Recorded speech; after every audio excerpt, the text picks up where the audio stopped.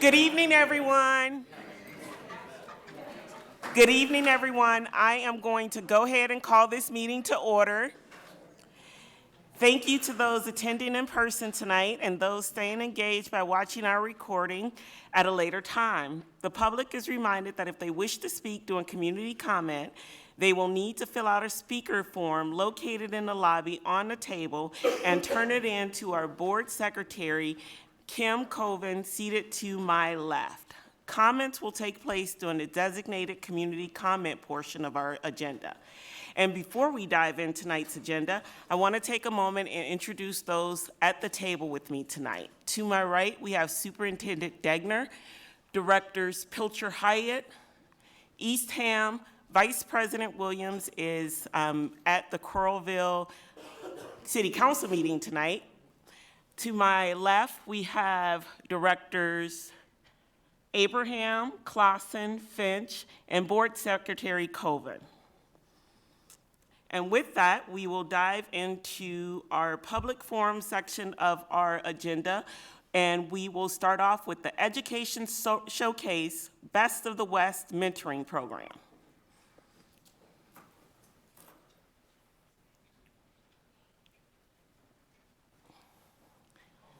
And we'll have Principal Gross introduce them. Welcome. Yeah, thank you. Thank you for having us. I'm here, and Director Williams is at Coralville, so we kind of did a switcheroo tonight, so it works out well.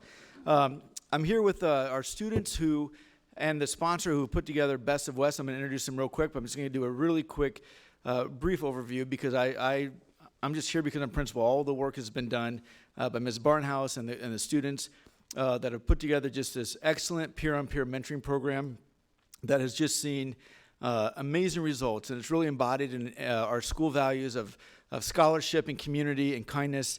And I'm going to let the students talk about the great benefits. But with us, we have Marie Steer, Kara Thomas, Zoe Smith, Helen Kearney, Sam Zimmerman, and Gianna Liu, and their great sponsor, Carrie Barnhouse, who I'm going to introduce at this time. Thanks. Do I have to talk into this? Yes, okay. Okay, so hi, I'm Carrie Barnhouse. I teach at West High, and this is actually a really simple concept. It's not very complicated at all, and if you want to know more, you can ask Molly, because she's watched me try to do this for 10 years. So we just, more and more I've over the last decade or more, I've just noticed in kids landing in my room, struggling with math and with science and with whatever, and I'm trying to help them and I can't. And so I just run and find kids. I'm like, run into the library and run into the hall, and do you have an open hour? Do you know how to do math? Can you come to my room, whatever? And I kept saying, I got to figure out a way to make this, to harness it, right? It's like, so, teachers just can't do it all. We can't work with every kid, and we have this incredible talent and kindness in our building amongst our students, and it's such an untapped resource. And Kara gets sick of me telling the story, but I always say the world should work by people should be able to come up and say, this is what I need, and then other people should be able to say, this is what I can do, and then we should match them up. And so I kept saying that every year, like, how can I do this? And Kara Thomas came into my life, and she said, I'm going to make this happen. And so we call it the Best of West because we think that we are at our best when we ask for help and when we offer help. We think that's when we're at our best. So that's where the name came from. And I'm gonna let Kara talk about it. Okay. Hi, I'm Kara. I'm a senior at West High, and I started the Best of West program during my junior year. And it started with, I designed a website, which you can find at bestofwest.org if you want to check it out. And so the whole idea, so it started off with just like scheduled sessions, but this year it's developed into more of like, during your homeroom periods, people can just come in. Both the tutors and tutees can just come in whenever they're available. And so we just try to create this like environment of just receiving help and asking for help, and just like make a more welcoming culture. Because like high school classes are difficult. Even I have recently been getting a lot of help from our tutors. A lot of times it's like seniors and juniors helping more like freshman classes. We help a lot with math, but recently we've been helping with more like English and like more of a variety of subjects.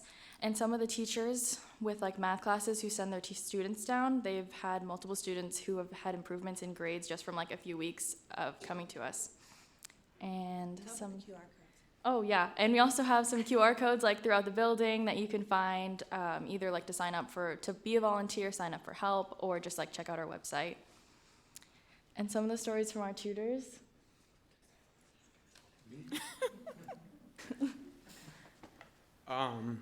My name's Sam Zimmer. Oh, that's loud. My name's Sam Zimmerman, and I'm one of the tutors with Best of West. I enjoy what we're doing because it's really interesting to me. The whole idea of the school district, right, is to help kids learn, right? But it's not always that simple, as I'm sure you all know. We bring a unique perspective, and the ability for students to help other students learn is sometimes more effective, or at least offers another method. That's one thing that I've liked a lot about the Best of West, is that we can connect with students, other students, on a different level that teachers can. Anybody else? Hi, my name's Gianna Liu, and I'm a sophomore at West High.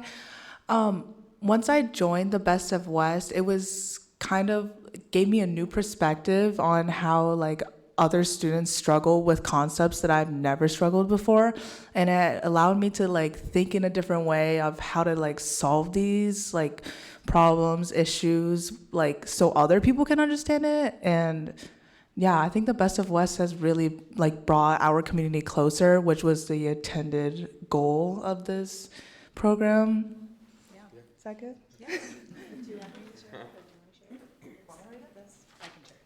So we've been having math teachers in particular have been coming to us a lot, and there's one math teacher who really utilizes Best of West, and she brings labeled documents down in folders and brings them to me, and then my students line up with her students, and do test corrections, and they help them study for a test, do all sorts of stuff. And she does, and every time she comes to talk to me about happy stories, she cries. Almost every single time I talk. In fact, today she came down and she cried, and she shared with me a couple of things that she thought you guys might be interested in knowing. One student in particular began going to the Best of West during his AFT, which is our intervention time, to mainly improve his grade. He made test corrections on his assignments in order to learn the missed skills. He retook assignments and scored. His score went up 100% of the time. His score improved. And that same student has continued to come in and get extra help.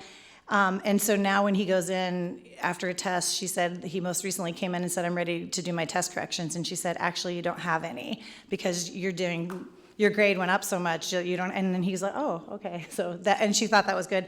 But the other thing is that she has so many kids that she calls in, and this is another teacher that says this too, are calling so many kids in to do interventions, they can't get to them all, and so it's nice when they can take a handful of kids and say, you're gonna go to Miss Barnhouse's room instead, and they wanna come down, and then that's sort of the overflow, and they come down to my room, and then we match them up with a tutor. And then if we don't have anybody, we just deploy. We go to different classrooms where teachers say, could you send me 2 people? Could you send me 3 people?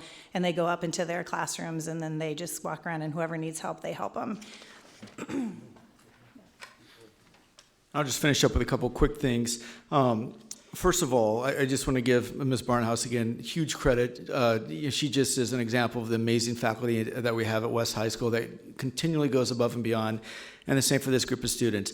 And we've even added a component that our National Honor Society inductees, now to be a National Honor Society, they have to give a set amount of hours to Best of West, because really we're seeing the demand is sometimes exceeding what we have. And I think the other thing that's really come out of this is that I think from the pandemic and just the last 3 years, we really are trying to embody a belief of we all do better when we all do better. And when we're all doing better, it just makes our building better. And if you have a moment or a chance to come into the classroom when this is going on, you walk into it and it just feels amazing. The way that the kids are helping each other, they're learning. They only call me in when they need calculus help. You laughs there, but no, it's just been a fantastic program, and we really appreciate you all for giving us the opportunity to share some of the great things that are happening at West. Thank you. Thank you so much. Let's give them a round of applause.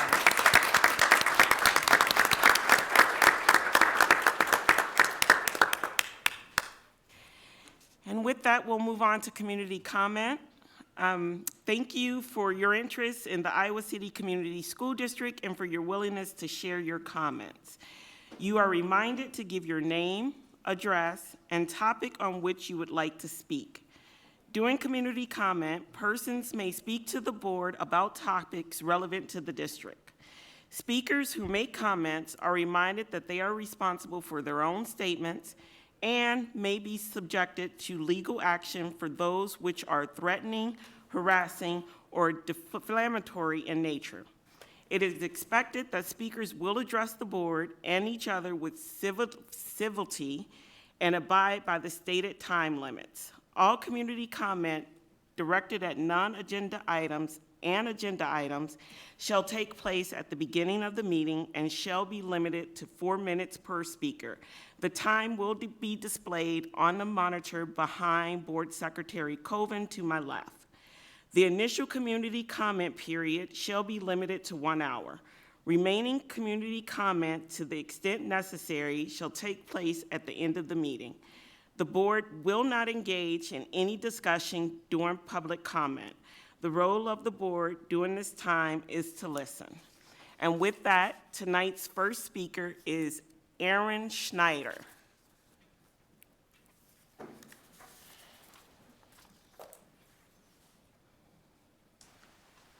Hello, my name's Aaron Schneider.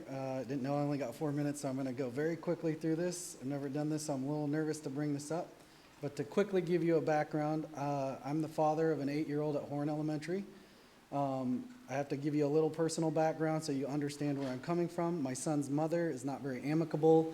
She constantly makes, we're joint custodians, joint guardians. She constantly makes decisions. There might be people in this room that know her that are watching my son on sick days, cancellations, when I'm willing to do so. There's no reason to say otherwise.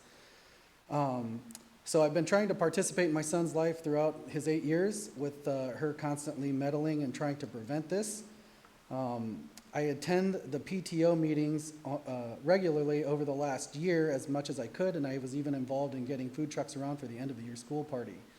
Unfortunately, this last summer, we received a lot of emails saying that the school needed help, the PTO needed help, people involved with volunteering, all these things. So I signed up to be a co-vice president for the position.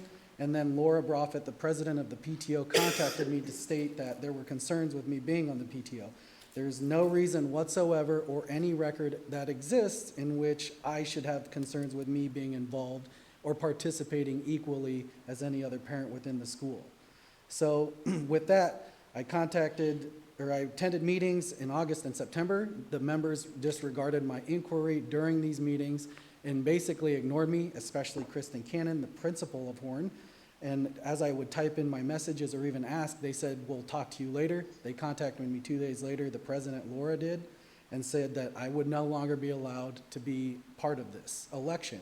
So they removed the position and my name that I submitted to on the electronic link to be participating as a potential member of this committee, and it was no longer there. So then I contacted again, and I was met with resistance. They never contacted my wife also, who signed up to be involved with the social media component. I agreed to meet with these people at mediation, which yielded nothing, in which during that time, Laura even stated that she assumed I would be difficult to work with because I come from a separated household. So that's very concerning. She also stated that she would meet with or discuss with the PTA, different from the PTO, Janelle McGovern, who did state to her that this was handled improperly and that I should be apologized to, which none of that has happened yet. I furthermore, which is most concerning, contacted Kristen Cannon, who I have recordings of our conversation. She stated that she's not part of the PTO, even though she runs the PTO every week. She's doing it right now. And then also sends out emails on behalf of the PTO. This is a school district employee using an Iowa City Community School email, work email, to send these messages out, how they want volunteers, they need help. And during my phone conversation, Kristen went so far as to tell me it would be my fault if she was to tell the kids in the school that they would be deprived of the PTO-funded organization. That's not what I wanted. I just want to be involved and participate and help these kids. That's what we should be here for. If my son's mother cannot participate in an organization working with everybody, she should remove herself from the position, in my opinion. Kristen also went on to say that she made me feel really bad because she's like, I don't have to do this for any other parent in this school, meaning that they have to send separate information because my son's mother refuses to share the information with me, so I have to have them do this. So they constantly send emails saying that I find harassing, that say, please join us, your volunteer work was appreciated, everyone's welcome. And yet here we have all of this DEI stuff where they're not making me feel in a committee full of white women, the only male and the only minority trying to participate. And now here's the president or the principal that's Thank you, involved with Mr. this. Schneider. So- Your time is up. Thank you. Next up, we have Joseph Dobrian.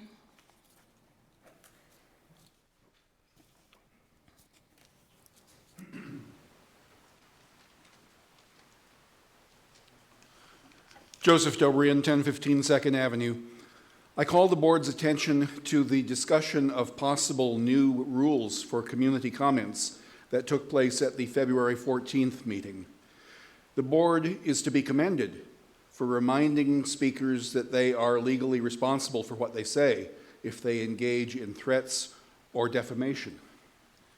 In that discussion, Mr. Eastham said, quote, "I'd really like public comment policy that clearly protects students from comments that are harmful and disrespectful, that we would not tolerate students saying to others.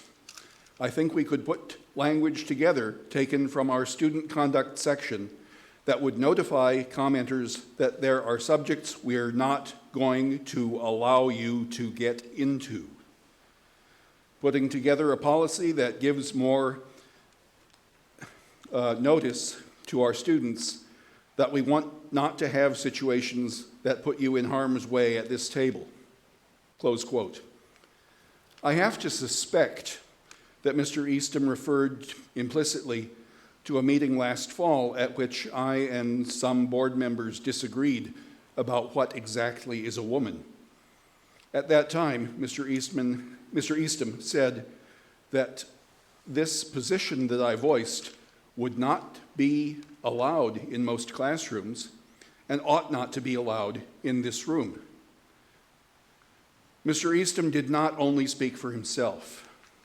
Many people believe that certain subjects or certain assertions should be banned from public discourse. Sometimes you're faced with two opposing narratives, one of which obviously must be true and the other false. In many such cases, supporters of the false narrative are not merely mistaken, but are taking a position they know to be false. If you witness such a situation, and if you lack any other conclusive information as to which side is speaking truth and which side isn't, you can usually tell by noticing which side is trying to shut the other side up. When truth confronts a lie, truth says, keep repeating that lie, do your worst, you're only hurting yourself. Truth never fears a lie, but invariably a lie fears truth. Mr. Eastham may have been thinking about other subjects and other views that some of you might want to declare off limits in community comments. I shudder to think of how long that list might be. You can gag an individual in this room if you want to. You can declare certain topics forbidden. You can outlaw assertions that contradict your narrative. But what good do you think that will do? Truth is stronger than falsehood. Truth will win. God love you. Next, we have Karen, and I'm sorry if I mispronounced your last name, Yuli? I'm sorry. When you get to the podium, can you repronounce it? Thank you. Karen Eulery. Good evening, everybody. I was here 2 weeks ago when you guys were discussing the OLP and the possible ending of that program. I did not have a chance to speak then, but I did want to come back tonight and just share, my view on it. Right now, I currently have 2 children that are students in the OLP, and hopefully I will have a third next year as well. I have another one that's starting kindergarten. So I have an 8th grader, a first grader, and a soon-to-be kindergartner. And Especially for my older child, the OLP has been life-changing. And I want to share this with you because I know that they are not the only student who this is true of in the program. My child is trans. They are ADHD. They also have dyscalculia. So they've come into this place with a lot of challenges. And in the OLP, they have been able to blossom in a way I have never seen them. They are happier than they've ever been. They have more friends than they've ever had. And that kind of environment for a child like mine is literally life-saving. And again, I know that they aren't the only one that's true of. Besides them being neurodivergent, my younger two are neurodivergent as well. And especially with my little one, the one that's going to be a kindergartner, I am also on the spectrum, and growing up in a period of time that I did, had to learn to mask, all that kind of stuff. My 5-year-old's never had to mask. She has never had to hide who she is or be different than what she is. But to put her in a typical constrictive learning environment, I am afraid of what that will do for her soul, her bright little happy self. But I know she can succeed in OLP just like my other two have. I know that our OLP program contains some of our most marginalized students that we have in the district. And they're there in some cases for safety. I know my 13-year-old is not the only trans student in the program. And being in that environment, they were able to come out to their friends, which I don't think they would have done. And they've made genuine friends where they had always been bullied, always been picked on. Even unfortunately in ICCSD, though the teachers were amazing in trying to assist them, I can say honestly that they've never been bullied once since we started OLP. We are working currently on them because of their learning issues on getting an IEP for them. And everybody in the process has made this so personal, so intimate, so concerned with their well-being. And while I have experience in face-to-face classrooms, both here in Iowa as well as other places, and the intimacy that we have created in the environment for the OLP is like no face-to-face school. We know each other, we know our names, and I would love, especially with the direction that our state government is going, we have an opportunity in this district to be of service to the 70 counties that don't have private schools. We have an opportunity to help children like my children throughout the state to have the kind of education they can that's going to serve them and help them learn in a way that they cannot do face-to-face school. We need to do more to save this program because my daughter, even though she voted to be an otter, she is proud to be an owl. Thank you. Thank you. That concludes community comment. Next up, we have the approval for tonight's agenda. At this time, I would entertain a motion. I move we approve the agenda. Second. Secretary Coven, we're ready to vote. Online voting is open.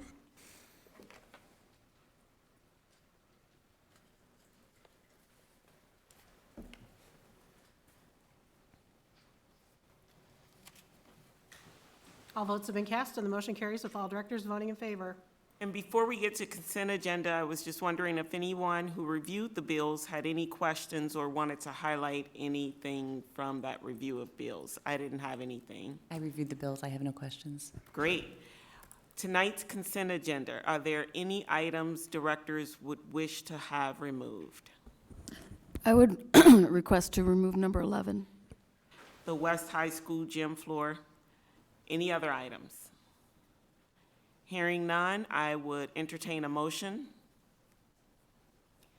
I move that we approve the consent agenda minus item 11. Second. Board Secretary Coven, we're ready to vote. Online voting is open.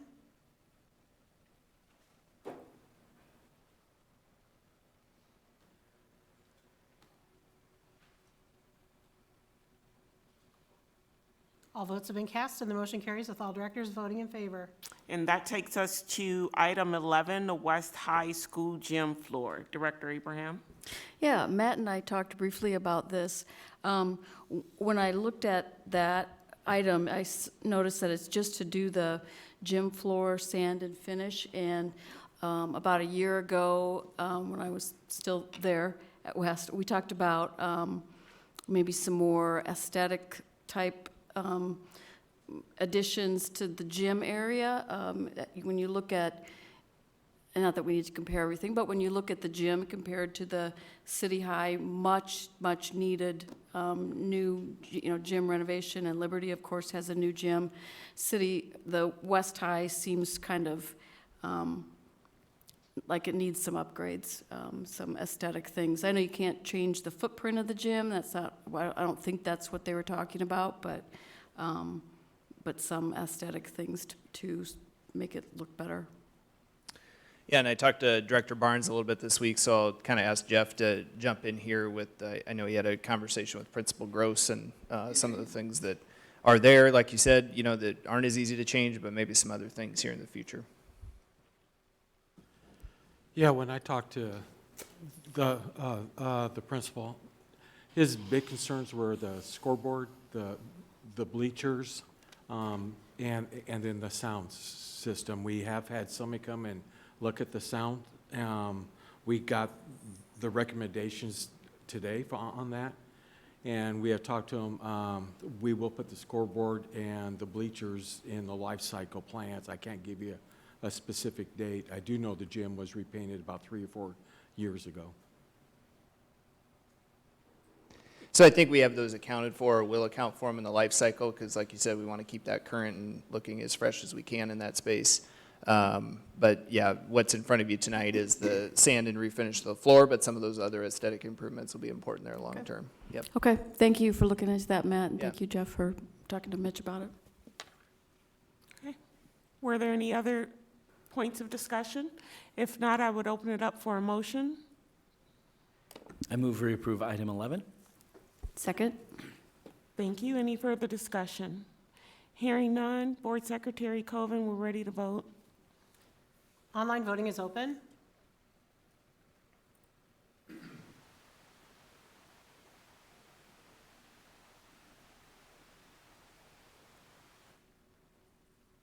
All votes have been cast, and the motion carries with all directors voting in favor.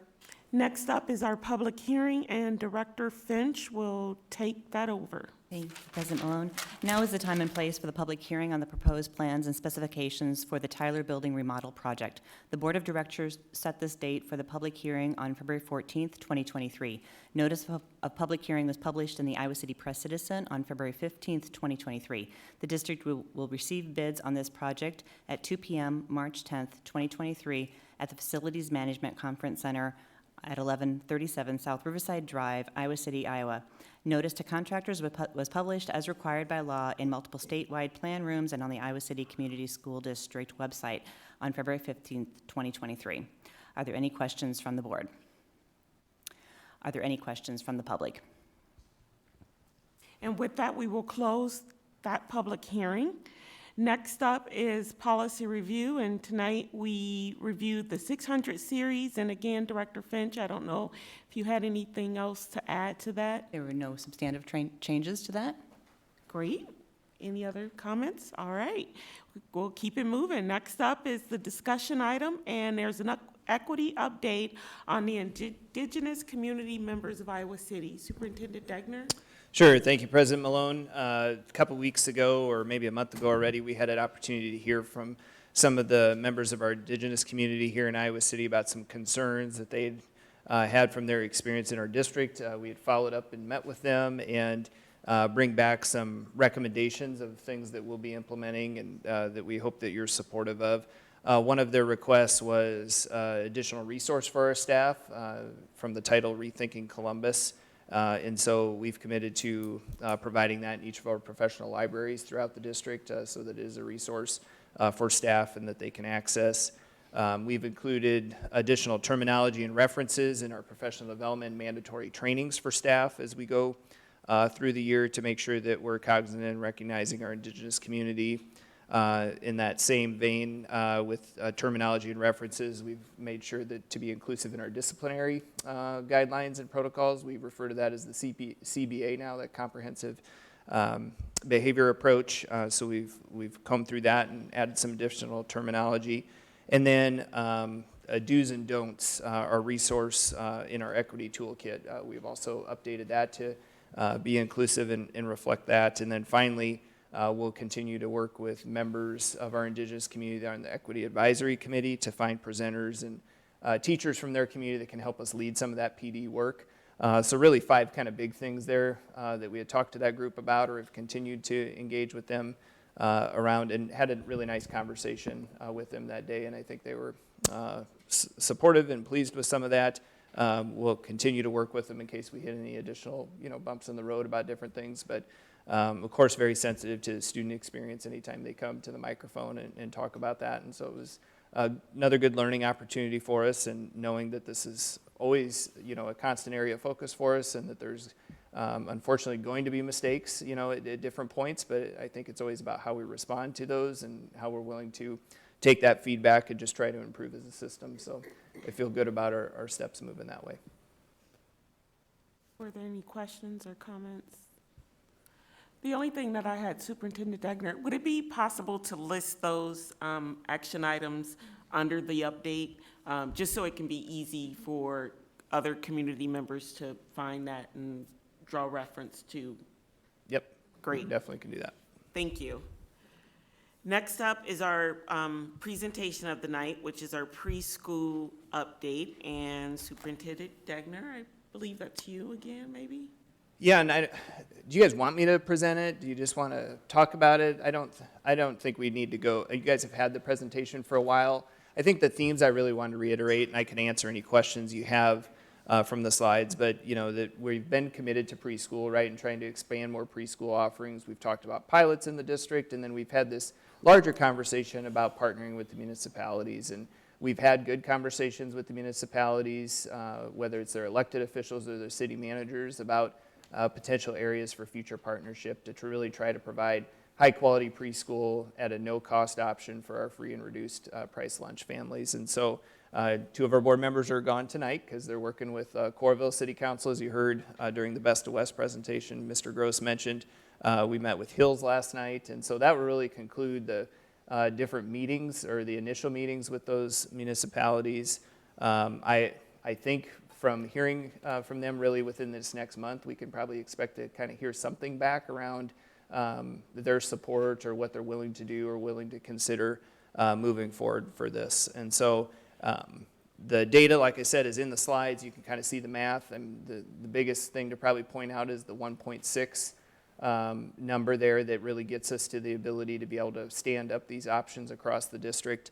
And that's really reflective of the ask then to the municipalities to support that RAP care, which RAP care, kind of a ed lingo term, it's really for that before and after school or that daycare portion of the day that wouldn't be the preschool instruction.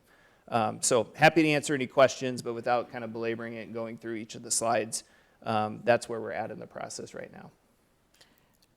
Do other directors have any questions or comments?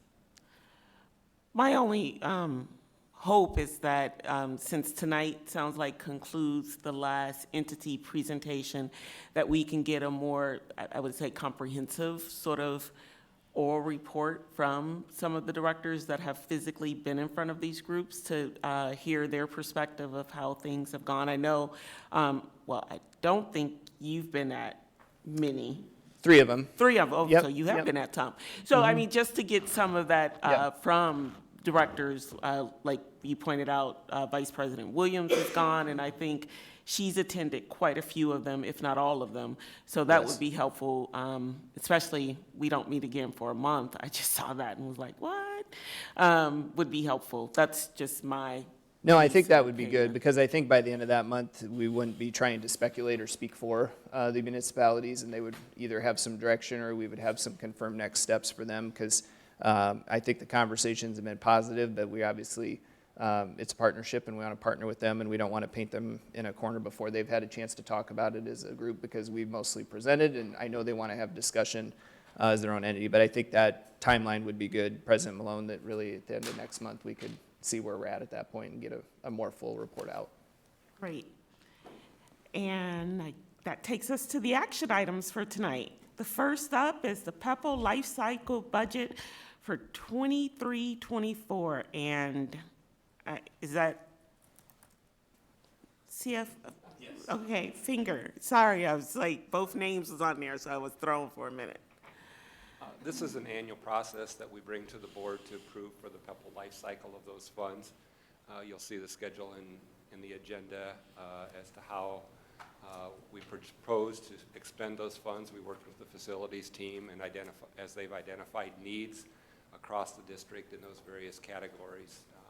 We've been doing this life cycle approach for, I think we're on 10 or 11 years now, and so it's been a very effective approach to look at those various cycles and needs within the district. And so, you know, I thank Director Barnes and his team for helping put this information together. We have it to you relatively early in the year such that they can start their planning for next year for some of those things that they're ready to go when the students leave the building and those type of things as well, so that we can move forward on those, get bids out, start ordering those supplies and take care of those things that make it more efficient on their end. Are there any questions?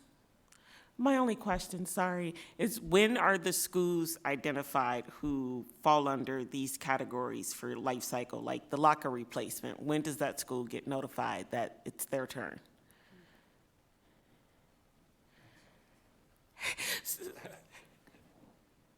Do you need me to repeat that, Director Barnes? So when are schools then notified that it's their turn under this life cycle budget? So for locker replacement, when is that school? You don't have to tell me tonight who that school is. It would be like this time of year. Right now, we're out, like, say, the furniture. We have just contacted all the schools to let them know that the furniture budget, what their budget is, and we have the sales force contacting them now. Great. Thank you. Are there any additional questions? I was just curious about the budget for the musical instruments. You know, as our FRL percentage grows over the years, has that budget grown over time as well? And I'm generally curious because I don't know if that budget needs to be increased for us to be able to provide musical instruments for some of our students.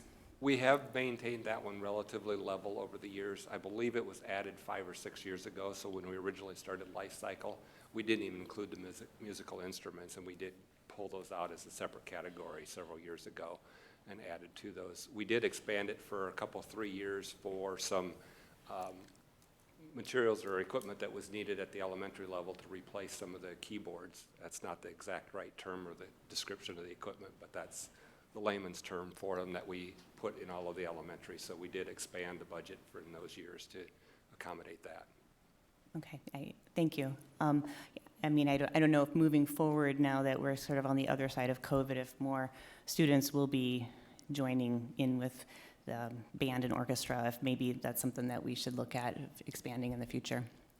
Yeah, because I think the key is we don't want to have to tell any kid no, right? And so we want to have a budget that allows us to do that. And so I think as we continue to look at interest, and if we'd ever get in that situation, I'd agree with you, Director Finch, then we would have to adjust it, because we're not going to lead with saying, no, we don't have an instrument for you, or we can't afford it. So we'll keep monitoring that and make sure that that budget's sufficient. Wonderful, thank you. Yep. And, you know, just a quick perspective on that. I think the bigger challenge is for us to get more people involved, so that we have that problem, so that we need to provide instruments. And I think, you know, just our example of the educational showcase that Annie Savage from Liberty had, you know, there's folks out there trying to do other creative things so that maybe music doesn't look like just a band of brass instruments, and that there can be other ways, and frankly, more cost-effective ways for kids to get involved and make music that don't always involve. And having said that, I mean, I guess I don't know how we compare to other districts, but everything I've heard, and I do read the bills every month, and we're spending, you know, I mean, we put the money in to make sure instruments are in good order, but I agree that we don't say no, and if we need to expand, you know, that we find the funds to do that.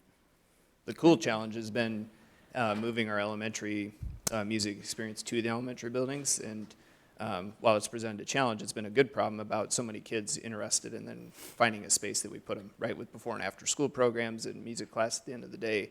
just knowing on some of our campuses, that's been a challenge. But that's a good problem because you used to have to travel for that, and that would really limit the kids' experience about who could participate, right? So that's been a fun one to work through. Yeah, well, I will say, I know we're in the middle of budget problems, but I was at the West Side Elementary Orchestra concert, and there's a lot of kids involved, Yeah. and there's not a lot of teachers, and I think they would be happy to employ, I mean, it's just a fact when you're, you know, each teacher lists off, I don't know, half a dozen buildings that they go to to try to make that work, and then they're dealing with 150, 200 kids. You know, it's a lot. It's a great problem to have, but, you know, just as we move forward, it's a challenge too. Yeah. Yep. Are there any other questions or items to discuss? If not, I would entertain a motion. I move we approve the Pepple Life Cycle budget for FY 23-24. Second. Are there any additional comments? Hearing none, Board Secretary Coven, we're ready to vote. Online voting is open.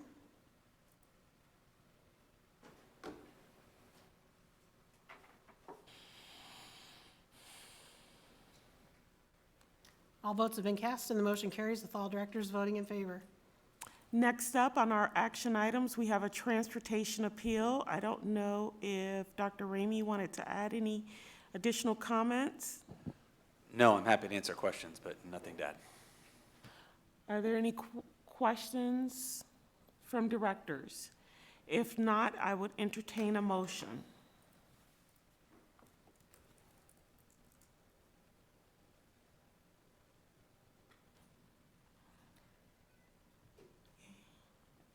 So I would need one of the directors to make a motion.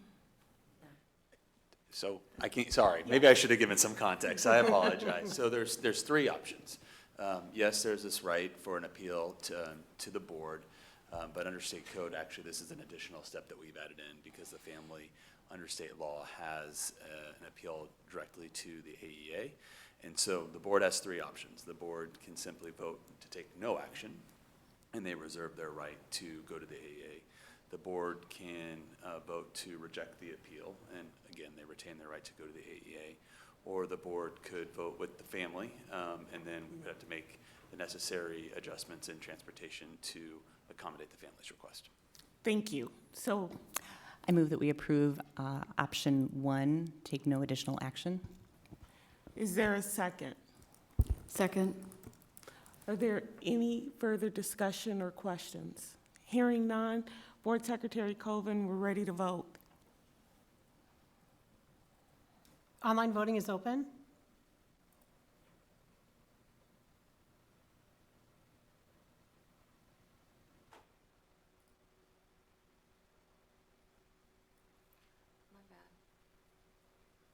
Oh, okay, thought it was just me. Still on the other page. Sorry. Okay. All votes have been cast and the motion carries with all directors voting in favor. Thank you. That takes us to our legislative update. I was not able to make it to the last forum. Superintendent Degner, I don't know if you have any comments, and we have 2 more left. Yes, there are 2 more forums that are scheduled yet for March and April.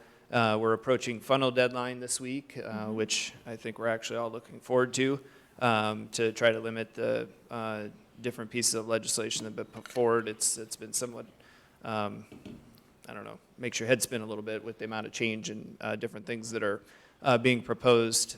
Maybe a couple notable things: the valuation error fix we know will affect the tax limit here in Iowa City and what that'll look like. And so we've been talking about that in some of our check-ins about the financial impact to our taxpayers for that. It affects the cities even more drastically than it will the school district, but that'll have an impact on our tax rate as well.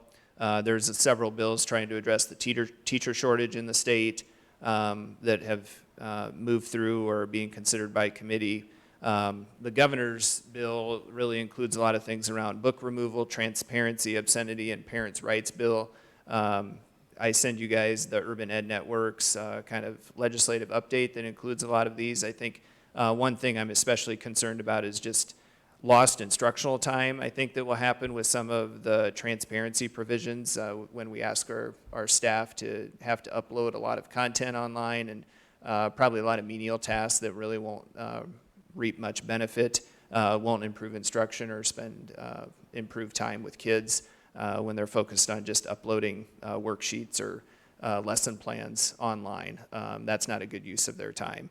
And so that's one thing that's probably especially problematic in there. Some other things around book removals and items like that we have processes for in the district, and I think that's part of what we'd want to communicate to our legislators is that we have processes for most of these things, for parents to opt in or opt out of permission for surveys. We have a process for book removals or curriculum concerns. We are happy to share any of our materials when somebody asks, and so a lot of those things are already in place. There is a preschool bill that's of importance. It's been proposed by Representative Ingalls. If just speaking in all transparency, I'm not sure how likely that is to go forward, knowing he was on the other side of the equation around school choice and vouchers, and did not support the governor's proposal that way. So kind of the thinking is that may not have many legs to actually getting passed, or if it does get passed, getting signed. And I could probably go on and on, but I won't probably bore you with all that tonight, but I would just encourage you to keep looking at the legislative updates, watch Margaret's video, if nothing else. It kind of shows the most urgent issues of the week or the things that seem to have the most traction, and reaching out in support of those. I know there was one recent one I reached out to Representative Hora about, talking about testing requirement and our support of that, but I think it's actually more of a federal issue that come to us, and so we would like to have the state weigh in on that as far as removing that testing requirement from a yearly to maybe a every other year or every third year basis for some of those high stakes tests. Again, trying to think about instructional time and pieces that way. So it's actually been proposed in the western, somebody from the western part of the state, but to put that on also our United States legislators' radar is be important too, because it could be considered there as part of ESSA. So it's kind of just an interesting little tidbit that came across my desk this week. So any questions I can answer from the legislative front? You and I briefly talked about that proposed amendment that would require hunting classes. Yeah, and I just scrolled down and saw that in my update and forgot to say that one out loud. So the yeah, NRA the hunter has- education. Yeah, the NRA has designed a curriculum that it's proposed we are required to include, along with things like language arts and history. So that's disgusting. You know, I'll comment on that. That's all I've said all night, so.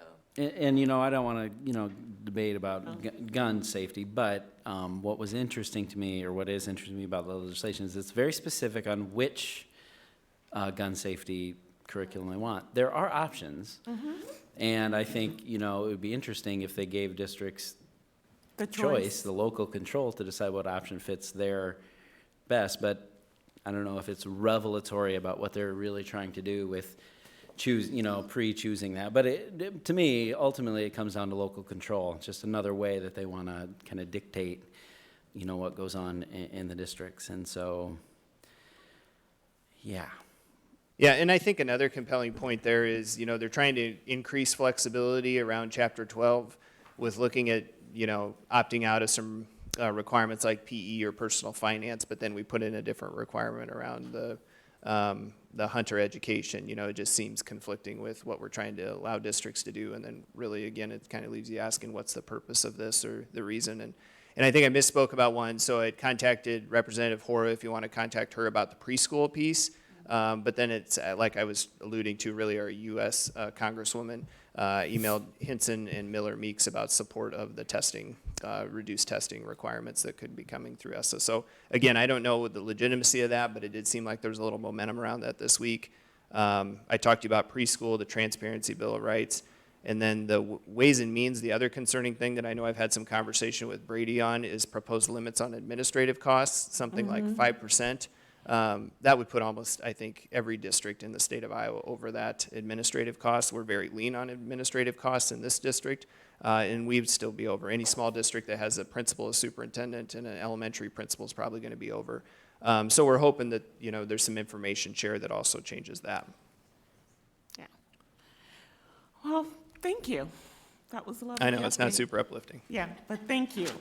Moving on, that takes us to our upcoming, sorry, my computer glitch, agenda setting.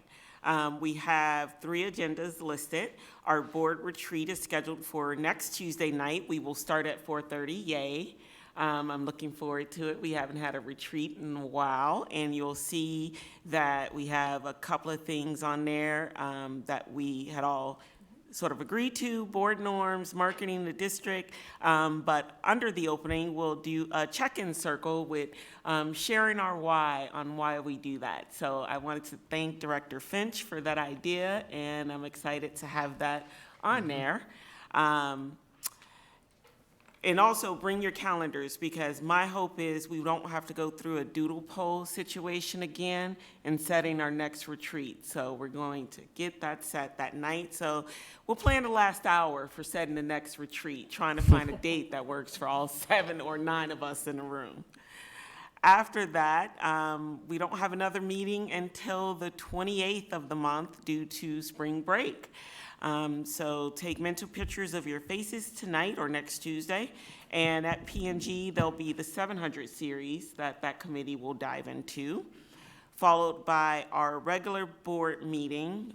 We have another education showcase scheduled, as well as an equity update and the preliminary certified budget update. Are there any items folks would like to see added to our regular agenda?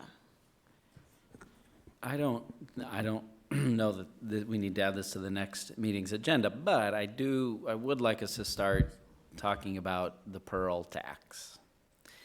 And you know, again, get that conversation going. It's one fund that we could have access to that we don't. We know that's about $850,000 for us every year. It has to be spent on, you know, physical, playground equipment and things that regarding that. So, you know, but it takes time to get on the ballot. It's just a 50% plus 1 vote.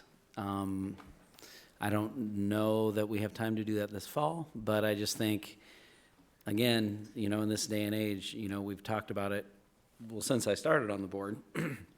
We just haven't ever come to an agreement of, you know, there were different, people wanted more specifics, and anyway, it hasn't got there. So just to have that conversation about it, and if we don't want to go down that road, you know, that's fine. I just think we should talk about it as an option, and I know people say, well, maybe they'll take it away, but they haven't. So I think, you know, while it's there, it could be an opportunity for us to gather, you know, not a big hit to the taxpayer, but really helps us with certainly keeping our playgrounds up to date and life cycle on all that kind of equipment.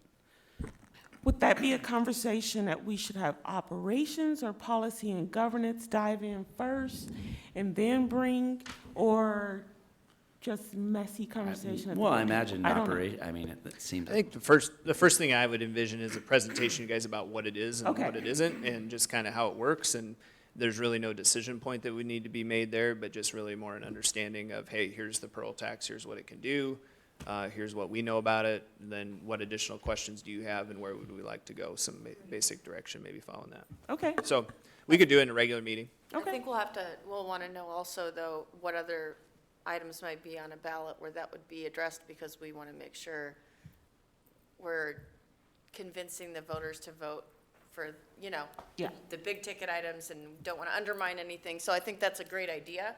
We can have, I think it's very relevant right now to talk about it, so. And if there's time, in order to get this together, that preschool discussion item, Yep, if I had possible. preschool update down, and the other thing I would mention, President Malone, is along with the preliminary certified budget, we know we're doing an exempt session tonight. There's probably a good public report out about budget reduction at that point, just to kind of, I think at that point, we'll hopefully be moving forward with our plans and have things settled, but it would be good to probably kind of tie that up as well. Yes, I agree. Are there any other items for the 28th of March or parking lot items that folks want us to keep on our mind? If you can't think of anything, please do feel free to email me those or email Superintendent, God, I can't talk. Superintendent Degner and myself about those items. Okay, with that, I would entertain a motion to adjourn for our exempt session. So moved? Second. All in favor? Aye. Aye. Have a great night, everybody. Thank you.